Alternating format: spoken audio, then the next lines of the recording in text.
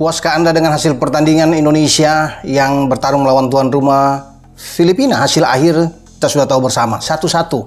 Nampaknya mungkin banyak yang pasti tidak puas, kurang mengesankan. Pasti, karena permainan kita memang tidak menampakkan ada perbaikan yang luar biasa.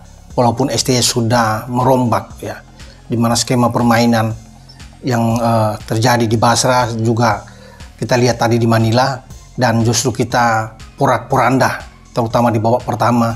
Untung saja kita tidak kalah. Jadi saya pikir hasil 1-1 ini memang perlu disyukuri, beruntung. Yang mestinya kita harus kalah sebenarnya. Kalau melihat dengan serangan-serangan yang bergelombang dari tuan rumah Filipina, banyak peluang yang terbuka.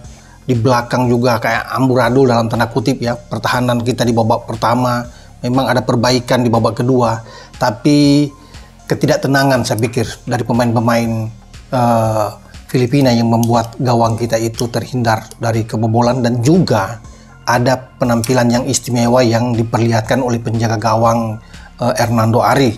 Jadi ada beberapa penyelamatan yang dibuat oleh Hernando ini. Kalau tidak, gawang kita sudah bergetar lebih dari 1 gol. Ada juga suatu tembakan di menit-menit akhir dari Rubrico Santiago ya, pemain dari Filipina ini yang menerpa Mistar. Namun sekali lagi apapun itu ya, kita harus ya bisa bersyukur karena tidak sampai malu kalah. Kalau sampai kalah, habis saya pikir. Terus bagi gue gini, yang berikutnya, poin berikutnya, salah-salahnya STY nggak melulu dia yang salah gitu. Bisa jadi kayak gini, STY sudah nerapin formasi, sudah nerapin strategi yang kayak gini, tapi si pemain nggak bisa ngejalaninnya. Contoh hal, passing kita itu angkanya hampir 300-an lah, 200 sekian. Dan akurasi passingnya 73% kalau nggak salah, gue ngeliat statistiknya. Ini hancur banget. Jadi mau sejago apapun pelatihnya, kalau lu ngoper aja nggak nyampe, ngoper akurasinya aja sering salah, ya kita susah buat nyalain pelatih. Nggak bisa juga. Kalau misalkan lu udah menjalankan apa yang pelatih mau, ternyata hasilnya nggak sesuai, bisa jadi pelatih salah. Tapi kalau ini, si pelatih udah ngasih tau kayak gini, lo passingnya berantakan. Soalnya bukan dari gue ngelihat dia main berantakannya ya, gue ngelihat dari statistiknya.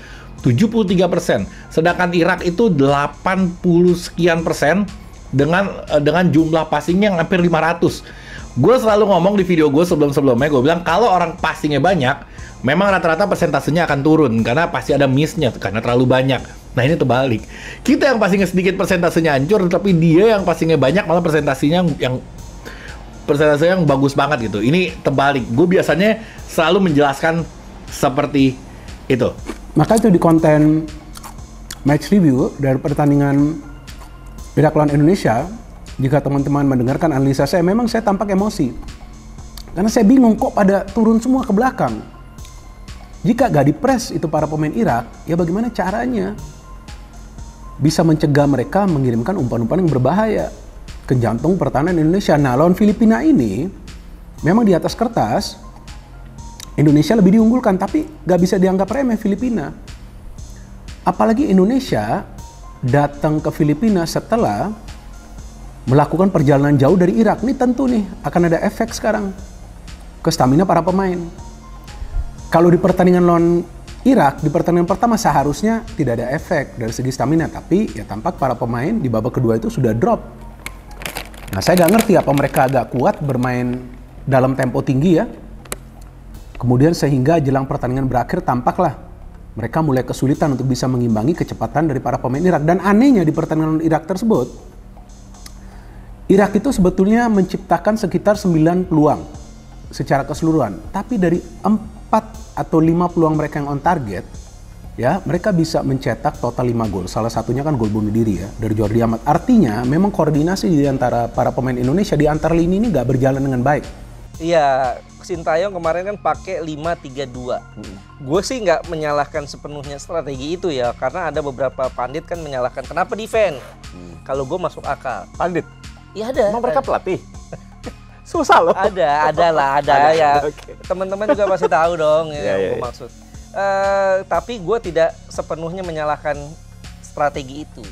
Sintayong realistis bahwa tim yang dihadapilah levelnya jauh di atas Indonesia, 68 rankingnya, kita 145. Kemudian pemain-pemainnya juga levelnya level Asia betul-betul ya. Kalau kita kan Asia masih coba-coba nih gitu. Kemudian dengan strategi itu menurut gue masuk akal. Strategi yang cukup realistis yang pernah digunakan oleh Sintayong saat main menghadapi Argentina nomor 1 dunia dengan pola 5-3-2. Tapi ya beda ya atmosfernya. Menghadapi Argentina walaupun nomor 1 dunia, juara dunia, tetap saat itu atmosfernya adalah atmosfer main di kandang sendiri. Kedua juga atmosfernya adalah pertandingan persahabatan, bukan yang kompetitif. Jadi tekanannya beda. Nah, yang gue paling soroti dengan strategi 5-3-2 itu adalah di tengahnya ini gitu loh. Kenapa yang dimainkan ini Adam Alis gitu. Ricky, Klok, Adam Alis ya? Ricky, Klok, Adam Alis. Gue melihat Adam Alis ini ingin diplot sebagai penggantinya Marcelino Ferdinand. Kalau gue melihatnya seperti itu. Tapi kenyataannya nggak dapet. Gue sebetulnya berharap menghadapi Irak yang dibutuhkan ini adalah tukang tabrak. Seorang Rahmat Irianto. Sehingga 3 ini nih kuat nih.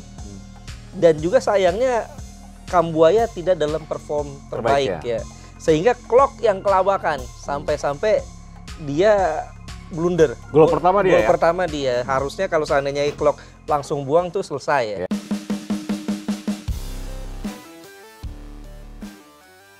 Hasil yang didapat timnas Indonesia kala menghadapi Filipina pada laga kedua mereka di grup F kualifikasi Piala Dunia 2026 zona Asia dinilai sangat mengecewakan.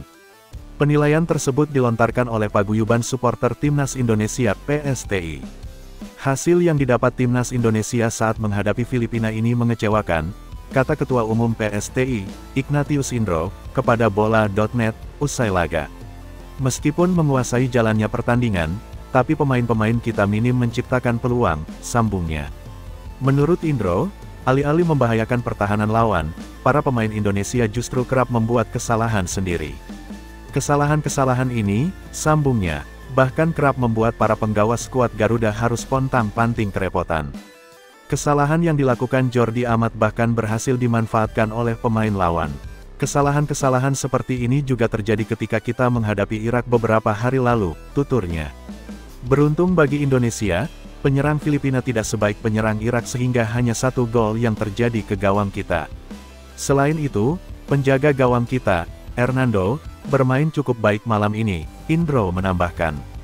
Sebelumnya, Indonesia harus puas bermain imbang kala menghadapi Filipina pada laga grup F kualifikasi Piala Dunia 2026 zona Asia.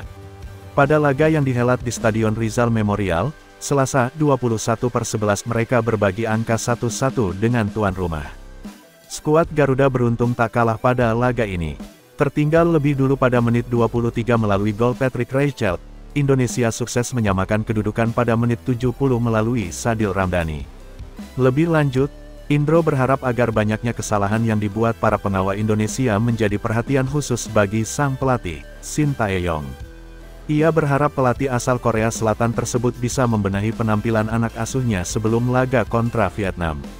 Pemain kita juga harus mengurangi long ball dan lebih baik bermain kaki ke kaki.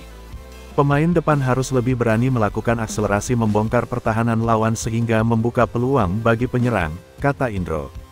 Kita masih harus menghadapi Vietnam yang secara kualitas lebih baik dari Filipina. Ini harus segera dibenahi oleh STY, ia menandaskan. Timnas Indonesia hanya bisa bermain imbang 1-1 ketika menyambangi Filipina dalam duel putaran kedua kualifikasi Piala Dunia 2026 zona Asia, Selasa, tanggal 21 November tahun 2023 kemarin. Bertandang ke Rizal Memorial Stadium, pertandingan tidak berjalan sesuai harapan Timnas Indonesia. Ada beberapa pemain yang underperform, koordinasi di lapangan pun terlihat buruk. Kesulitan Indonesia itu bisa dimaksimalkan tuan rumah dengan baik. Filipina unggul lebih dahulu lewat gol Patrick Reichelt di menit ke-23. Indonesia harus berjuang keras untuk kemudian bangkit menyamakan kedudukan melalui Sadil Ramdhani di menit ke-70. Hasil imbang memang tidak buruk. Timnas Indonesia berhasil mencuri 1 poin dari kandang lawan. Namun, jika melihat persaingan di grup F putaran kedua kualifikasi Piala Dunia 2026 zona Asia, seharusnya laga ini jadi target 3 poin pertama untuk Indonesia. Betapa tidak, 2 lawan lainnya terbilang lebih kuat dari Filipina, yaitu Irak dan Vietnam. Timnas Indonesia bahkan sudah mencicipi ketangguhan Irak di matchday 1, kalah dengan skor telak 1-5. Jadi, 2 laga kontra Filipina di fase grup adalah kesempatan besar untuk Timnas Indonesia mengumpulkan poin maksimal, yaitu 6 poin hasil dari 2 kemenangan. Sayangnya, di matchday 2 kemarin Indonesia harus kehilangan 2 poin karena dipaksa tuan rumah bermain imbang 1-1. Mungkin salah satu alasan Timnas tidak bisa main maksimal bisa disimpulkan dari komentar pelatih Shin sebelum pertandingan. Timnas Indonesia harus menjalani 2 laga tandang di matchday 1 dan matchday 2 di grup F putaran kedua kualifikasi Piala Dunia 2026 zona Asia. Mereka bertandang ke Irak di matchday 1, lalu terbang ke Filipina di matchday 2. Sebelum laga, Shin Tae-yong sudah menyoroti sulitnya 2 laga tandang beruntun itu untuk para pemain. Kebugaran dan fisik pemain sangat terpengaruh. Sejujurnya kami melalui perjalanan yang panjang dari Irak, tentu dengan perbedaan waktu. Jadi kami harus beradaptasi dengan kondisi di Manila. Namun kami tetap mengusahakan persiapan terbaik untuk menghadapi pertandingan besok, kata pelatih Shin sebelum pertandingan. Harus kami akui, kami melewati sejumlah hal yang kurang menguntungkan saat persiapan menuju pertandingan besok. Kami melewati sejumlah situasi yang buruk. Sebagaimana yang disebutkan, kami melewati perjalanan panjang, lalu perbedaan waktu.